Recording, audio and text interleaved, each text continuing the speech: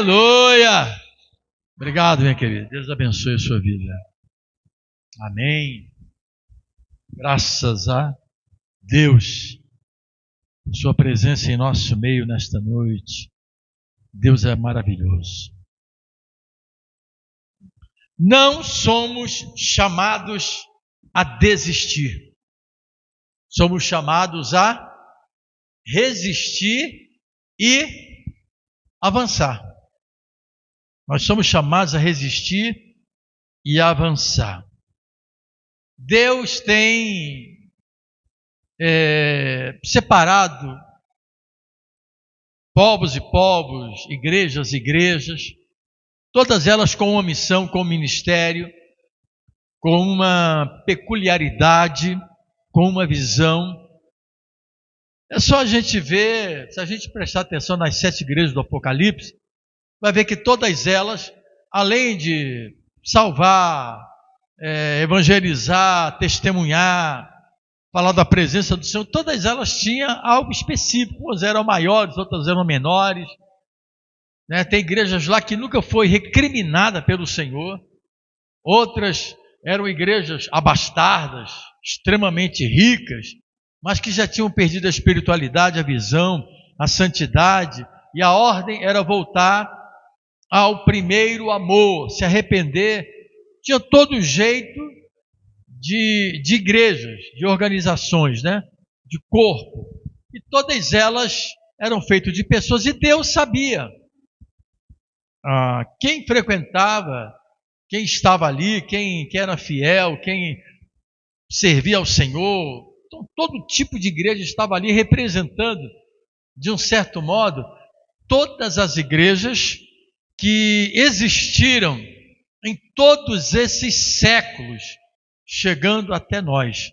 Tanto é que a hermenêutica, a exegética gramatical, escatológica gramatical, exegética do tempo, não gramatical, histórica, o modo que você tem de interpretar o Apocalipse, ainda mais as 7 igrejas, elas vão abarcando, se você dividir em períodos, em cada período, até hoje, você percebe a cara, a marca de uma igreja, exegética, gramatical, histórica. Nós estamos, se a gente for analisar biblicamente falando, estamos vendo a igreja da Laodiceia, uma igreja rica, uma igreja poderosa, uma igreja que tem tudo que as igrejas a vida inteira buscaram ter, e essa igreja conseguiu tudo isso, só que ela foi perdendo a sua espiritualidade, a sua santidade, um monte de coisa, e a ordem do Senhor é que ela se arrependesse, porque tinha olhos, mas não tinha visão, tinha riqueza, mas não tinha poder espiritual, não tinha unção do Espírito.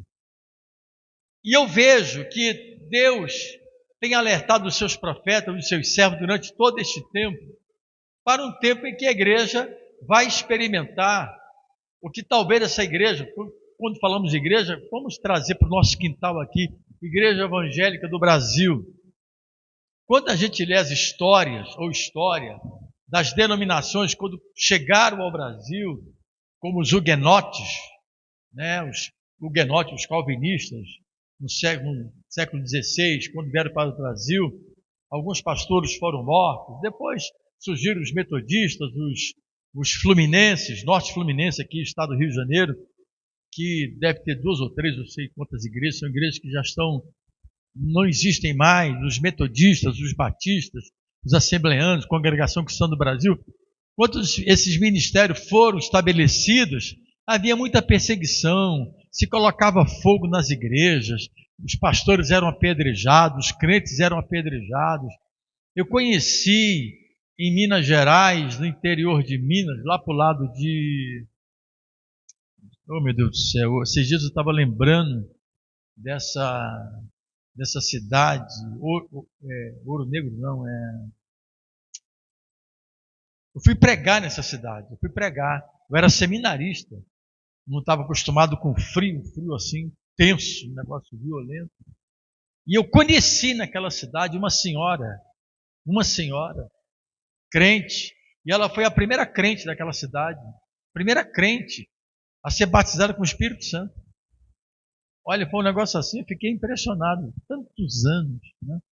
E ela contava as histórias, e a gente lê as histórias, as igrejas que eram apedrejadas, os crentes que eram apedrejados, que eram perseguidos, um monte de coisa. Hoje a gente não vê isso, mas a gente sabe pela palavra de Deus que tais dias vão chegar. Vão chegar. Se a gente acha que a igreja ela será um rolo compressor para passar por cima das pessoas, porque o seu Senhor estará conosco, não haverá perseguição, não haverá luta, é uma visão completamente deturpada da palavra de Deus. É só ler capítulo 24 e 25 do Evangelho de Mateus, as epístolas de Paulo aos Tessalonicenses, a gente tem uma ideia do que vai acontecer, que a coisa vai acontecer. Então tem muita gente que, meio tendo todo esse poderio, toda essa liberdade, tem gente que desvia, que larga, que abandona, que não quer saber, né? Por causa dos escândalos. Tem crente que não acredita mais em pastor, o sujeito não acredita em pastor, mas também está fora da igreja de Cristo, do corpo de Cristo, não serve mais a Deus, não obedece mais à Bíblia, porque a Bíblia manda congregar, e tem um monte de coisa. Ora, o escritor aos Hebreus traz esse texto para nós, dizendo que nós não podemos ser covardes, não podemos abandonar o barco. Covardia não é característica de cristão. Ora, escândalos sempre existiram, gente. Problemas da igreja sempre existiram, que naquele tempo não tinha internet. Não tinha internet. É só você ler a história da igreja. Mas ler mesmo, estudar. Nesses livrinhos aí, esses compêndios de 20, 30, 40 páginas, não. É só você ver como é que eram as igrejas na Europa. O nosso herói, Martinho Lutero, era um sujeito complicado também. O próprio Calvino, Zwingli. Mas esses homens, uma coisa que eles não foram covardes. Eles encararam a peleja, partiram para cima, como muitos crentes nesta cidade, né? Tanta coisa aconteceu, mas eles permaneceram firmes ali, né? Eu vou dizer uma coisa para vocês, às vezes, nós pastores, nós nos culpamos muito por não termos dado suficiente tempo à nossa família, termos dado mais à igreja, mas é uma coisa muito complicada isso. O bispo da Igreja Metodista do Brasil, aqui do Vale do Paraíba, que foi o avô da Ana Sierra, né, o Dacosso, né, esqueci o primeiro nome dele, o Dacosso, né, o filho dele, que é o pai da Ana, reclamava muito que o pai nunca estava em casa. Mas esse homem pregou o evangelho em tudo que tem que lugar, nesse lugar aqui. Então tem muita gente que está firme hoje com Jesus por causa desse homem. Próprio seu avô, porque naquele tempo as pessoas se davam muito com o evangelho, irmão. Era o tempo que não parava, pregava. Então tem muita gente hoje, tem muitos pastores hoje, muita gente que se converteu, que está na igreja hoje, devido a esses homens. Que às vezes a gente critica que não dava tempo à família, mas tem muito pastor que dá tempo à família e tem muito filho de pastor fora da igreja. E eles deram porque salvação é uma coisa individual, irmãos. Experiência com Deus é uma coisa individual. Não é porque você dá tempo à sua família 24 horas, isso não quer dizer que o filho vai se converter, quer dizer que ele vai ouvir a palavra, ele vai ver o testemunho, mas salvação, conversão é uma coisa individual. Individual. Hoje eu estava, antes de vir para cá, estava vendo ali um comunicado de um casal que, pelo que eu percebi, era famoso, uma determinada igreja aí, né? Eu não vou citar o nome aqui agora, dizendo que o casamento dele chegou ao fim. Aí nós nos respeitamos, nosso casamento chegou ao fim, estamos comunicando oficialmente. Aí eu vi lá os comentários, pelo amor de Deus, ore o Senhor para que Deus restaure, para que Deus salve. Então tem muita coisa acontecendo, gente. Tem muitos escândalos, mas está escrito. O problema é que as pessoas não leem a Bíblia e se leem, elas não aceitam que isso aconteça no meio da igreja do povo de Deus, mas está escrito, gente. Está escrito lá. Paulo diz que os crentes iriam dar ouvidos a doutrinas de demônios. Não era o povo fora da igreja, não era o povo dentro da igreja. Gente que iria apostatar da fé. Que apostata não está fora, não, está no meio. Então são coisas que Paulo disse que iriam acontecer. Jesus disse que se por multiplicar a iniquidade, pecado, a desobediência à lei, o amor de muitos iria o quê? Esfriar. É fora da igreja? Não, é dentro da igreja. Jesus falou que eram sinais que iriam anteceder o seu retorno à sua volta. Então a gente às vezes fica escandalizado como tais coisas. O cara servia a Deus, abandonou, o cara fez isso. Gente, está escrito, pelo amor de Deus.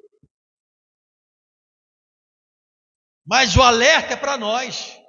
O escritor, que se alguns dizem que acham que é o apóstolo Paulo que escreveu os Hebreus, ele diz que nós, o texto lá, capítulo 10, versículo 39, nós não somos aqueles que foram chamados, irmãos,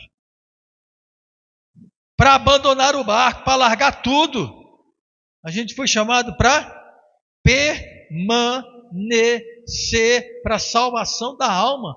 Tanto é que Paulo, o escritor dos Hebreus, diz que o que conserva a nossa vida, lê o versículo anterior, versículo 38. Olha o que ele diz. Mas o justo viverá o quê? Pela fé. E se alguém se retirar, a minha alma não tem prazer nele.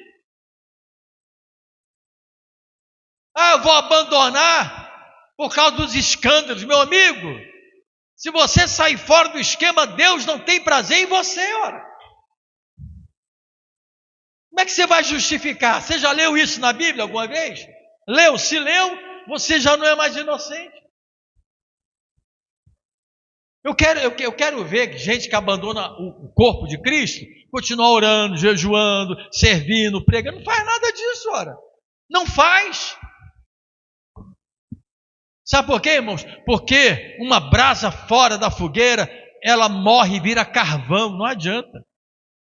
Ou você acha que todo mundo que serve a Deus escandaliza, é trambiqueiro, faz um monte de coisa. A maioria serve a Deus com integridade, amor e santidade. Então nós não pertencemos àqueles que se acovardam, aqueles que abandonam o barco. O apóstolo Paulo, quando se converteu no capítulo 9 de Atos, olha o que está escrito aqui, versículos 15 e 16.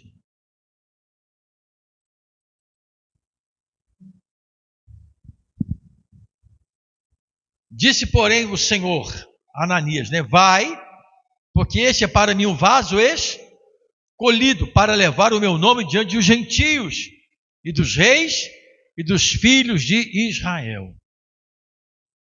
E eu lhe mostrarei o quanto deve padecer pelo meu nome. Olha que coisa interessante. Aqui no capítulo 19 de Atos, uma coisa interessante.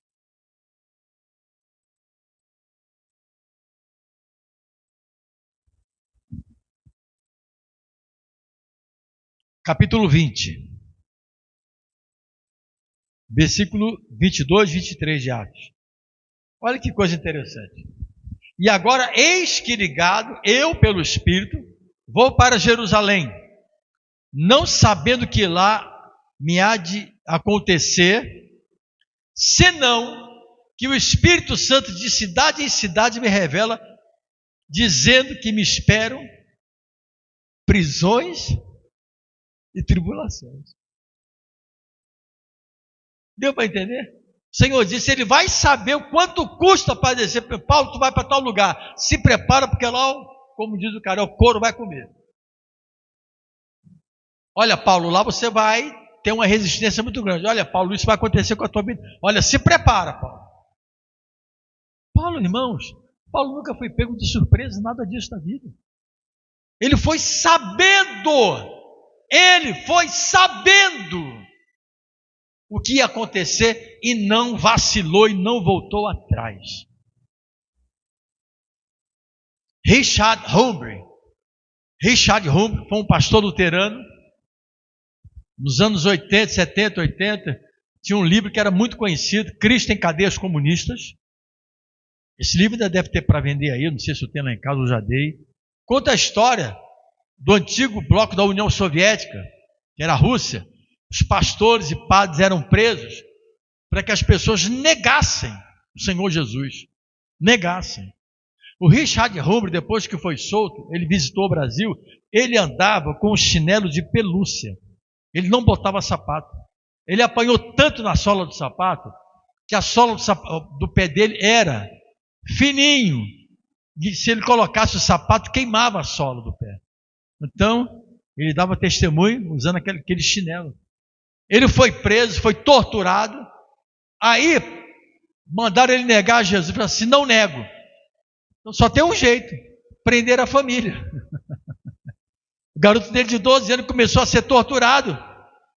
E ele disse, meu filho, eu não vou aguentar, vendo você apanhar, ser torturado, eu vou ter que negar. O filho disse, pai, não nega, pai. Não nega. Foi isso tudo que o Senhor nos ensinou a vida inteira.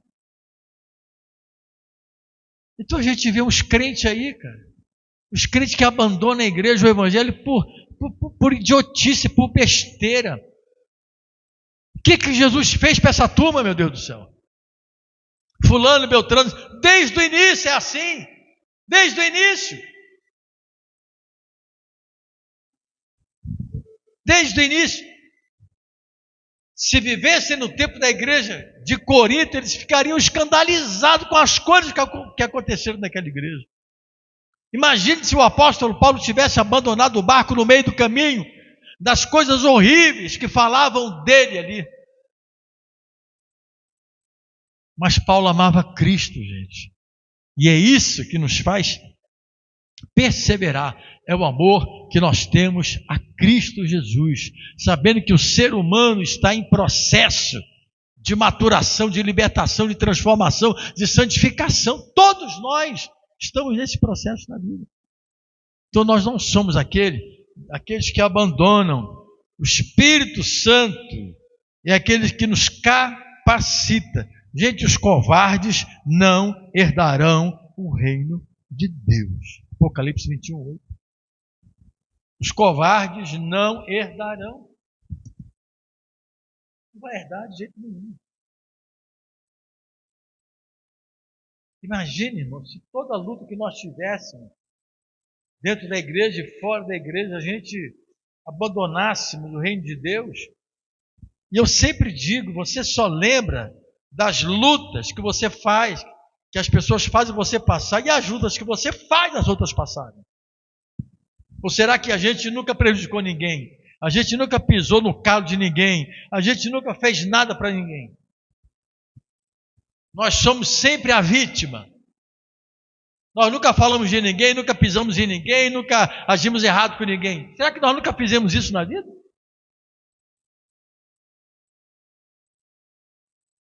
Amém? Então nós temos que ter noção disso, gente. A Bíblia diz, cuidado daquele que está em pé, não caia.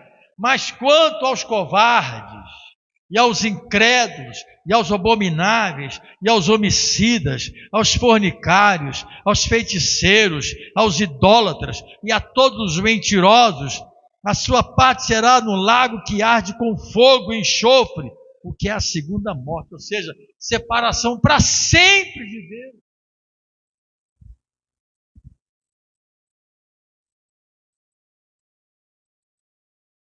Segundo Timóteo 1,7.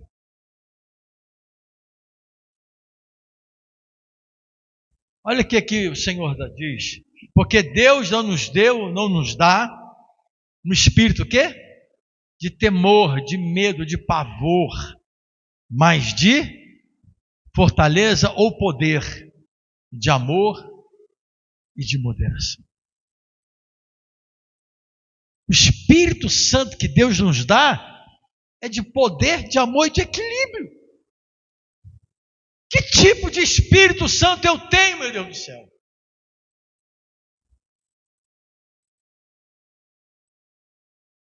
Irmãos, quer um sujeito que tenha, depois de Jesus, sofrido mais do que o apóstolo Paulo?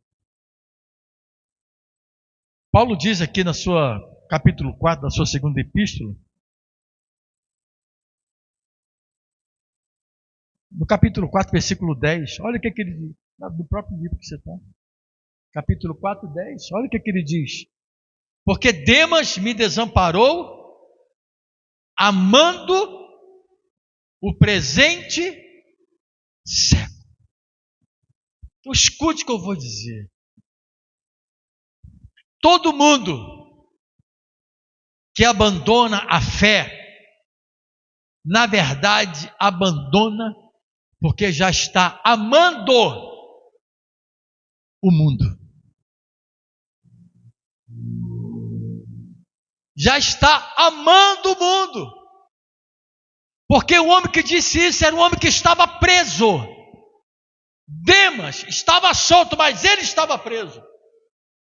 E no primeiro julgamento dele, abandonaram ele, deixaram ele sozinho. Ele largou Jesus, largou a igreja por causa disso?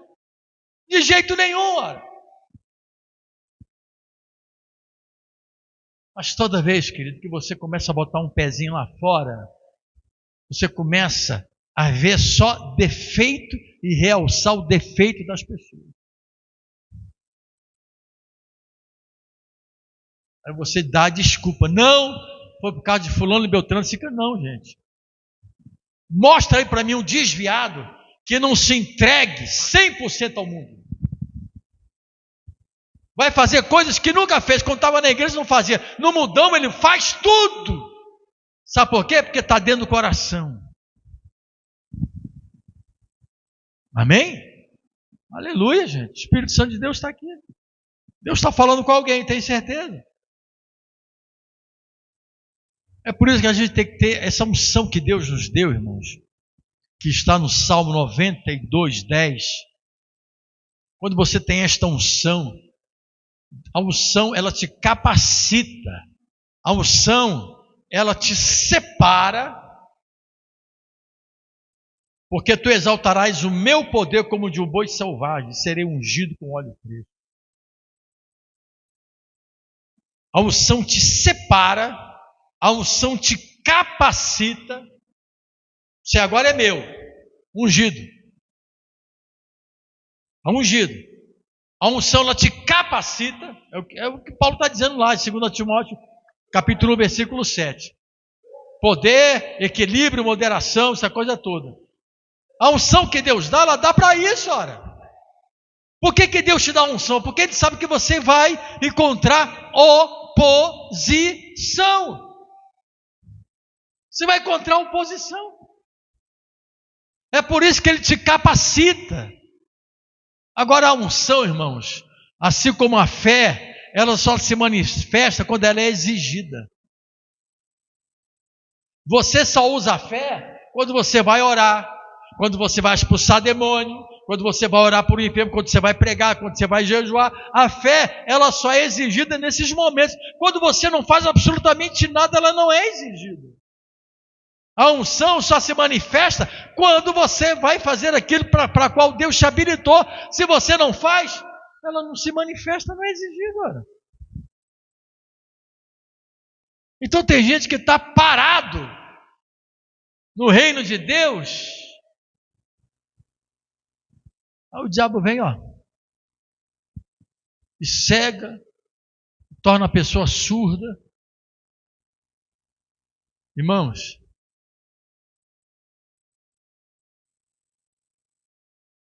as nossas armas elas vão ficando enferrujadas quando nós não as usamos. Deus não me capacitou, Deus não te capacitou para você fazer outra coisa que não seja a obra dele. Deus não te capacitou para você humilhar ninguém. Deus não te ungiu para você humilhar ninguém. Deus não te ungiu, te capacitou para você desqualificar ninguém. Deus te ungiu, te capacitou para você, de um certo modo, a palavra não é nem desqualificar, é outra palavra que não está me vindo aqui. Manifestar os hereges, as doutrinas erradas, pregar o evangelho certo. Deus te capacitou para isso. Agora, para destruir a vida das pessoas, não. Para que você seja melhor e maior do que a vida das pessoas, não. Deus não te ungiu para você criticar as pessoas. Deus te ungiu para você tirar o véu da cegueira das pessoas. Então tem gente que, por causa de fulano, beltrano, cicrano, abandona as coisas do reino de Deus. Do reino de Deus. Você tem unção, querido. E tem que ser uma unção fresca. A unção, as coisas novas da vida do crente, ele se renova a cada dia, porque a palavra de Deus se renova a cada dia para a nossa vida. O Espírito de Deus, ele vai dando sentido à sua vida, revelação da palavra, do texto, da direção dia após dia, se você se envolve com as coisas de Deus. Unges a minha cabeça com óleo, o meu cálice transborda. Se o cálice não transbordou, é porque não tem unção. Se o cálice não transbordou, não manifestou o que Deus é de verdade na sua vida, está faltando capacitação, unção e outras coisas mais. A gente tem que ser igual Caleb. Caleb e Josué foram os dois únicos que, quando voltaram de espiar a terra que manava leite e mel, voltaram com um relatório positivo e os outros 10 com relatório o quê? Negativo. Não tem como. Deus disse que a terra era boa? É. Mas a parte B da palavra de Deus, aí não é boa. A parte A é verdadeira, mas a parte B, sei não dá para entrar, só tem gigante lá. Mas os dois voltaram dando relatório positivo. Quando Moisés morreu e Deus levantou Josué, no final da vida de Josué, ele foi repartir a terra. Quem é que estava lá para esperar a sua parte? Meu amigo, se passaram 40 anos, eu estou na mesma disposição. Quando você não perde a visão, quando você não perde a unção, quando você não perde a comunhão, quando você permanece naquele que Deus te chamou, passa o tempo, entra ano, sai ano, meu querido, você está na direção de Deus. Você até envelhece, mas o seu espírito está renovado na presença do Senhor. É por isso que pode ter 1000 e pode ter 1. Eu prego do mesmo jeito. Eu estudo o mesmo livro, a mesma palavra, a mesma Bíblia, adoro o mesmo Deus, me submeto ao mesmo Senhor, eu tenho o mesmo Espírito. Sabe por quê? Porque no dia que Ele me levantou, me libertou, me salvou, Ele sabe o que fez na minha vida. E eu sei da porta que Ele abriu para mim. Tenho consciência, plena consciência disso. Plena consciência disso. Então, desde o segundo semestre de 1980 que eu prego a palavra de Deus. Prego a palavra de Deus. Amém? Deus seja louvado.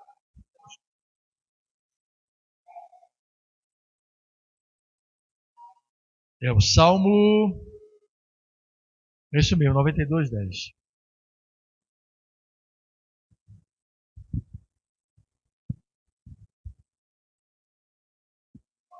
É.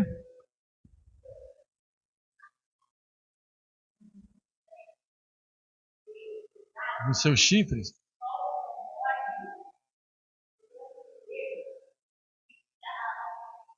Não consegue pegar, é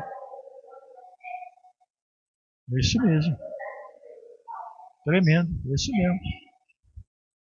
Óleo fresco, o crente tem essa unção. Então veja os crentes aí.